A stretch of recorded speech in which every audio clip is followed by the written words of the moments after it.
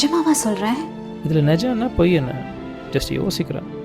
Super super super.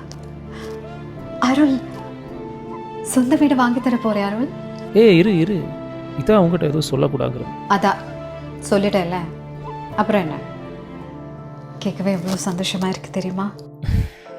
முருகா, வீடு வாங்கினதும் முதல்ல எல்லா செவத்திலையும் லொட்டு லொட்டுன்னு ஆணி அடிக்க போகிறேன். ஐயோ ஹேமா, 2 கல்யாண ஃபோட்டோ கூட எக்ஸ்ட்ராவாக மாட்ட விடலாம் அந்த கஞ்சி பிசாரி ஓனர்.